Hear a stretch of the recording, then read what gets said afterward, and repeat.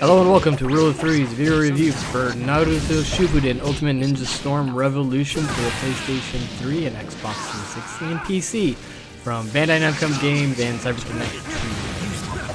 So this is I don't remember what order, like 7 or 8 in the Naruto fighting game franchise, and is pretty much a, just a new entry with a couple of new gameplay elements, but it's pretty much the same exact thing as the previous Shippuden games have been. So if you like those games, it's good. If you don't, then it's the same stuff you don't like. But all around, it's a decent fighting game. In order to move as the Akatsuki, I'd say we need to gather, let's say, 10 members, not including me, in the Akatsuki. So the story of Ultimate Ninja Storm Revolution takes place in between, I forget what parts of the manga, but it revolves around a couple. There's actually a couple of stories. There's the Ultimate Ninja Tournament, which is just you fight enemies and become the greatest ninja to ever live. There's also the Mecha Naruto storyline, where you find Mecha Naruto and try to figure out, his origins and what he's doing in the world. Those two are part of the same mode for the most part. And it's okay. I don't personally like the 4v or the 4-player all for one gameplay that they do. You collect orbs, and the person with the highest orbs wins, and there's like multiple rounds, and depending on how many orbs you have in the first round depends on how many orbs you start off with. It's weird. I didn't care for that too much. Just saying, the Mecha Naruto storyline's okay, but it just, I don't know, it's kind of boring. On top of that, there's also what's called Ninja Escapades, which are 3 side story filler events, which one of them is the formation of the Akatsuki. That one, I like that story. That was actually kind of cool.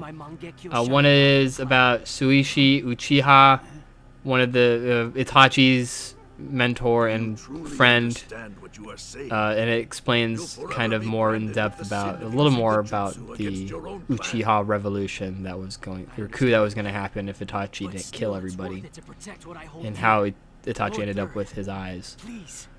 And the last one is about Naruto's mom, which just gives you a little bit more background on her and the Fourth's relation. Both the last 2 are okay. They're kind of slow. It is done in full animation, not like CG. And on the whole, the story is it's okay. It's definitely, this is like filler of the game in terms of the content, in terms of that stuff. It's great that, you have all the characters pretty much in the manga in this game, but on the story premise, it falls flatter than I think the previous ones have. Did you dream of triumphing over me? How laughable. So as I said, gameplay is pretty much unchanged. You have chakra, charge, and attacks, and you have basic combo attacks. And you chain those together to do combos, and which I've gotten better at since the last game, since I understand how chakra charge and a few other mechanics work. And you just beat the crap out of the other player. Usually you have a support team. Depending on your supports, depends on what kind of moves you get. There's a support, which obviously gives you support type of attacks. There's the ultimate jutsu, which allows you to team up with somebody and do a ultra super awesome jutsu, and there's awakening, which allows your character to go into a super mode for a time period. That system works fine. It allows you to kind of figure out your favored playstyle and kind of pick the characters you want to play with based on that. The game also has a dodge mechanic where substitution jutsu is if you push the block button right before an attack, you'll appear behind that character and you can unload on them unless they use it. You can only do so many substitutions in a period of time, so you gotta have to ration and figure out the best and best moments to use that, so you don't run out when you pull off a super combo and then go into an ultimate jutsu or something. Other than that, there are 2 new mechanics. There's the guard break, which you can use a couple of times per match, which allows you to obviously break their guard, make them unconscious, and unload some pain. And counterattack. Counterattack uses chakra, a good chunk of it, and you have to pull it off at the right time, but once again, it renders them unconscious for a few seconds so you can go all out. Both of those systems were a nice addition. I felt that it was something that the other games probably shouldn't have, especially the counterattack. I feel counterattack was a really good. Oh no, even guard break is turtling the very style of online play.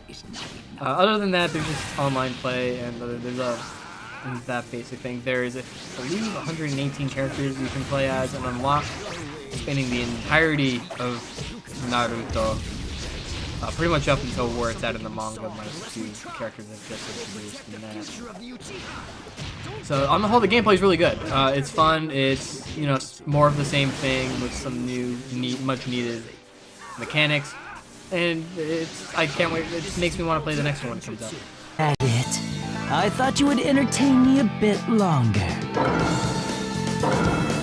So Naruto Ultimate Ninja Storm is solid gameplay. It's fun. It's just like the old ones, and just with some new additions that are good. However, I feel that the story mode, which is why I like playing the Shupudu games, just to relive some of my favorite matches of all time, falls flat. Other than the Akatsuki Origins one, which is really the only one I somewhat enjoyed, even though that's short. Because of that, I'm giving Ultimate Ninja Storm Revolution a rent verdict.